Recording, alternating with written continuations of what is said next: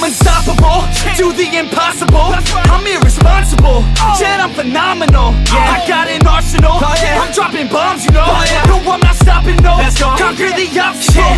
To the top, here I go, think I'm chosen to be the king of rock, think the people have spoken. I can hear the tick-tock of the clock, I'm in motion. So now I'm gonna pop, causing all this commotion. Sometimes I think that I'm unstoppable. Well, about the only thing we had left on this week's show was going over Raw, SmackDown, NXT, AEW, but we haven't got SmackDown this week, obviously, but we can preview it. But we decided. What's that? I was just going to say, Eric, you might want to let the fans know that we have a new method. Yeah, we've got a little bit new of a new format for the pro wrestling segment of the show. We realized that last week and the week prior we kind of went long with the pro wrestling segment, so we've decided to truncate the segment down to 20 minutes tops for all 4 shows, 5 minutes per show. I've also added a countdown clock.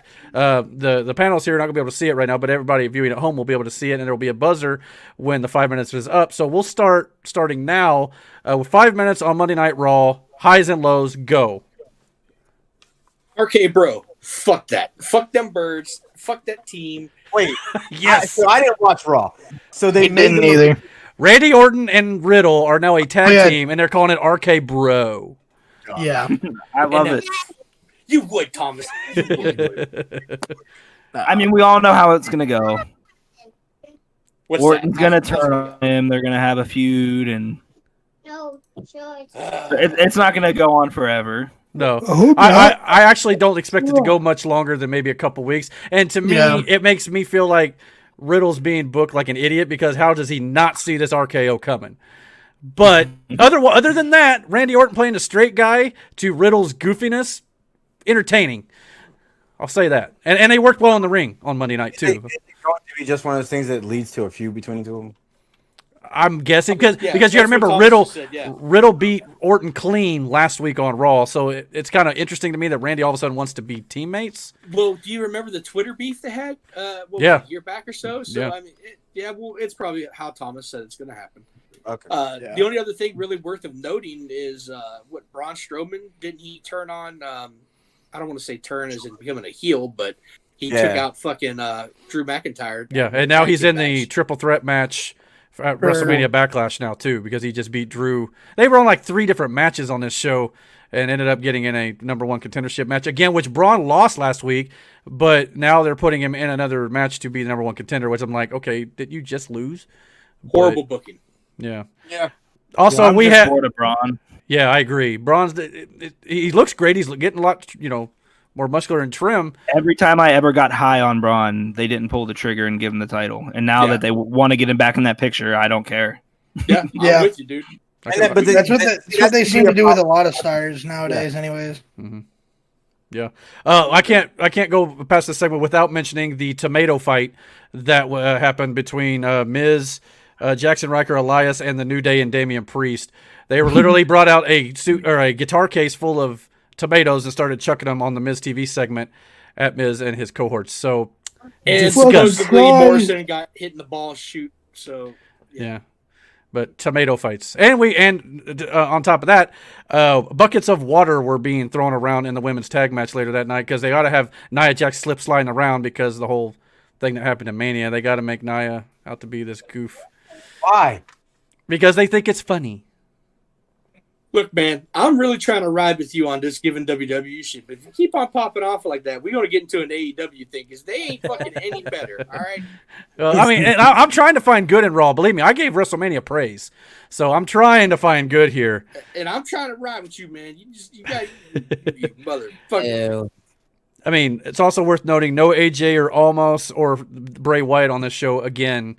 I heard that they're going to be AJ and Almas will be on Raw next week. Now, of course, that may change come Monday morning, but I heard that Almas is kind of nursing an injury right now, I think from Mania. So never mind. That's why they've been off the last couple of weeks, but I think it's being reported that they're going to be back on Monday. Okay. This upcoming Monday. Great. What's next? Dominic Dijakovic and Dio Madden are still being called T-Bar and Mace, even though they're not wearing their mask anymore, and they're now wearing face paint. They look like a bad version of Ascension or Legion of Doom. I saw somewhere a meme like how it started, how it is, or like it was something, and then they had T-Bar and Mace as like the Wish product of what you ordered. Yeah, that's pretty much. It was the exact same face paint as I think the Road Warriors. That is terrible. Yeah. No, it wasn't the same. It wasn't the same. It was similar. Also, John.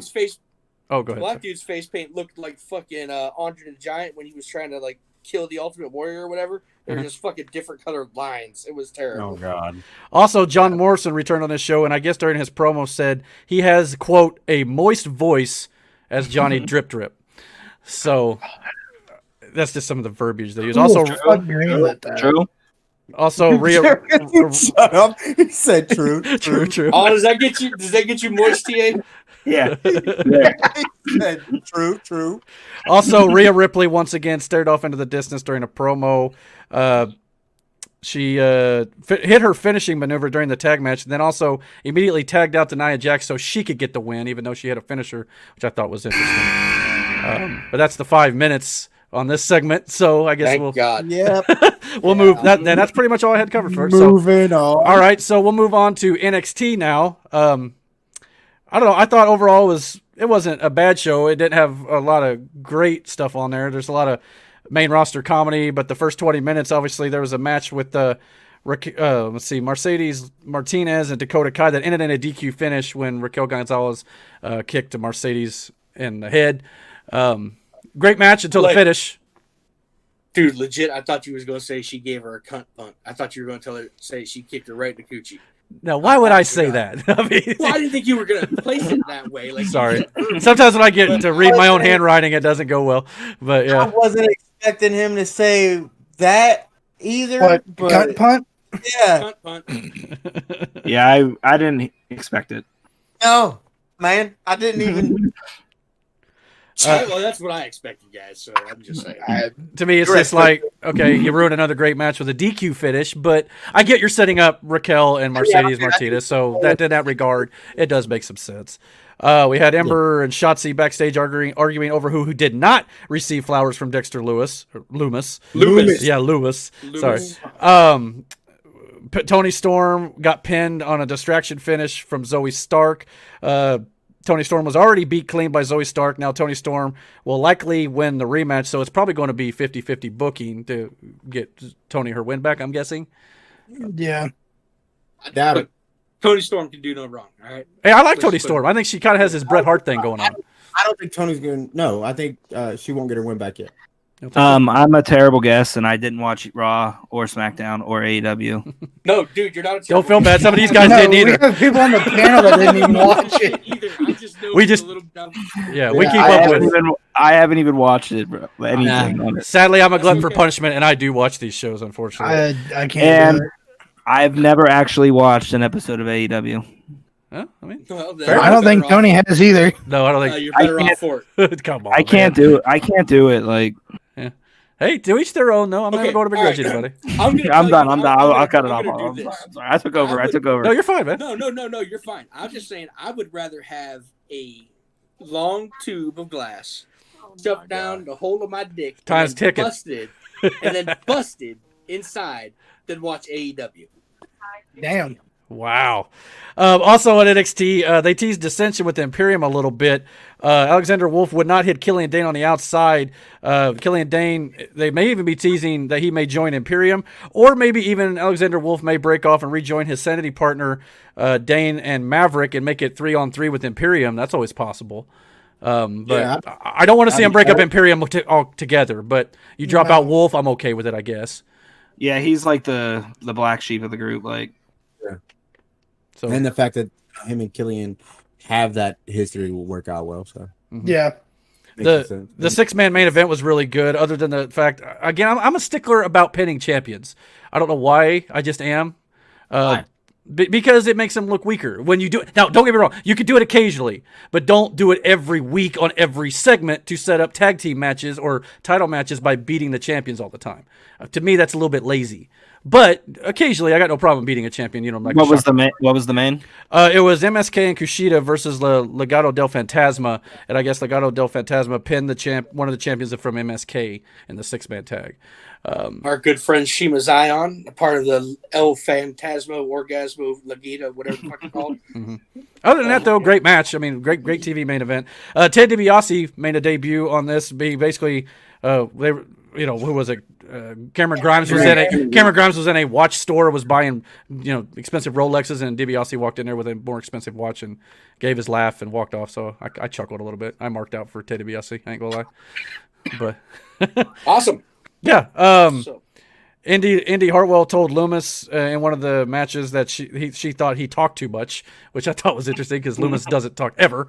That's the point. Loomis is such a weird character, but I like him. Oh, that was during the Bronson Reed Austin Theory match, which again, Bronson Reed, who lost his title opportunity against Gargano at I believe it was the Takeover night 2, and all of a sudden he gets another opportunity by beating Theory.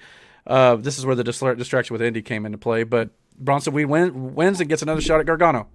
I'm not saying my outlook on Gargano has changed, but I'll give him a little more slack since he treated our boy Thomas Adams so well.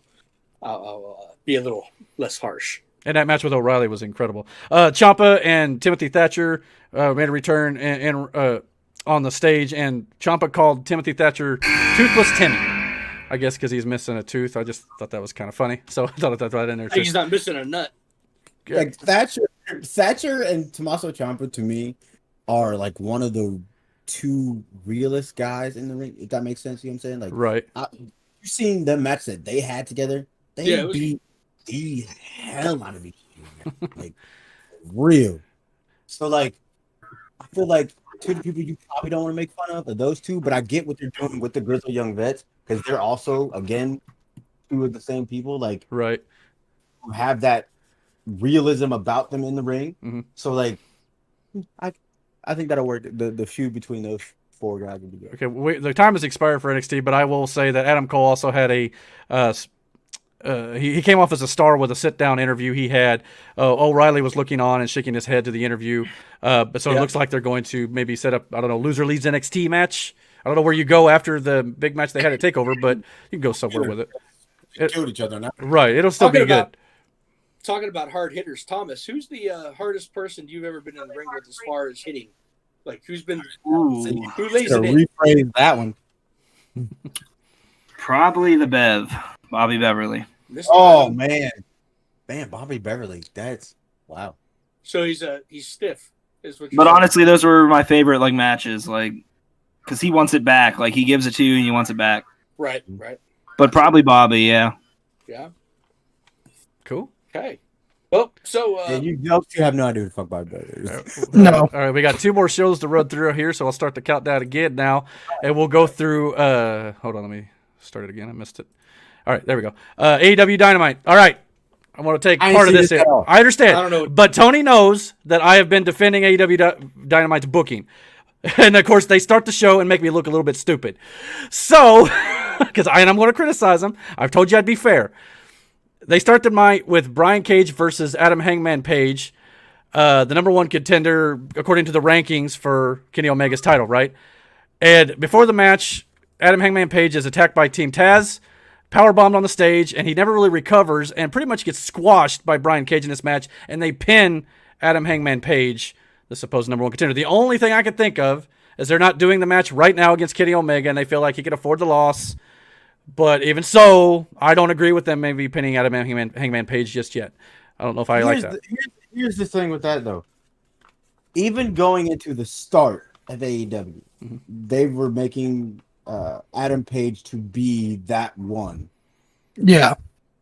From this whole point on. Then he had that whole thing with Kenny as a tag team, and then the whole drinking shit, and then now this shit with the Dark Order or whatever the hell they're called, and then either do it at this point or don't. Because I can agree.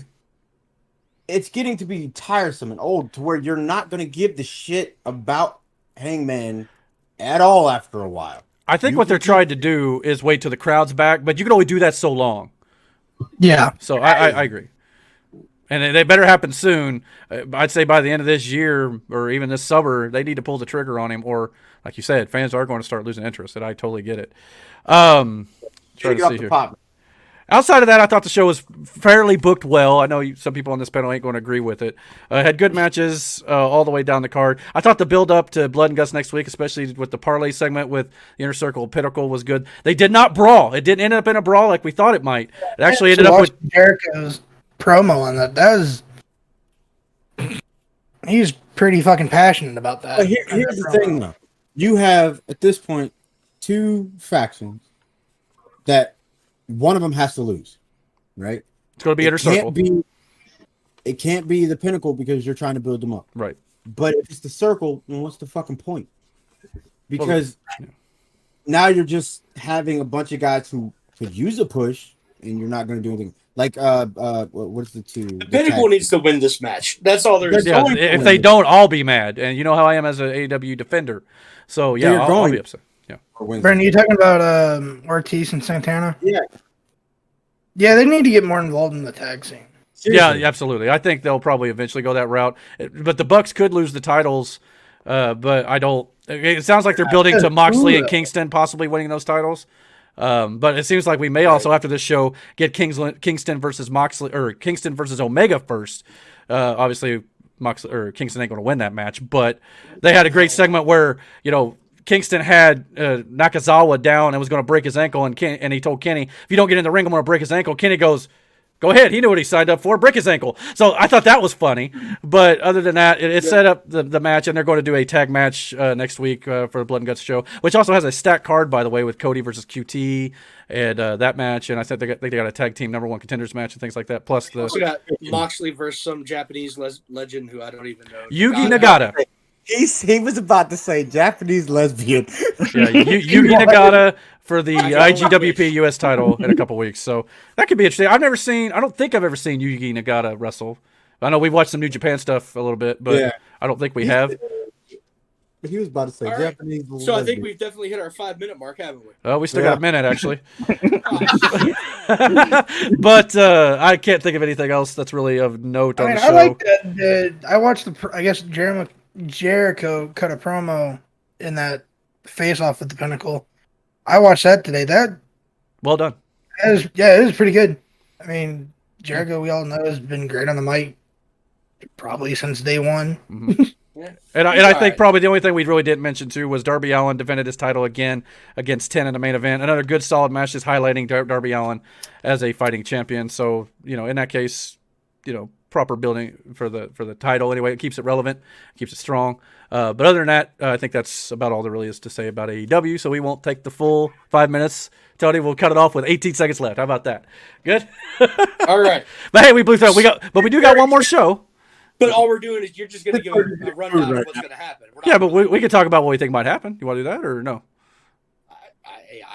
I think we're doing really good on time. It's 11:11. Yeah. I think we can wrap this up in the next 15 minutes. Yeah. We'll skip SmackDown this week. Yeah. Ready to go, man. Lock and load. That's right. I swear to God that I could drop you, bro. Yeah, I got a shot and I ain't stopping, no. That's how I know that I'm unstoppable.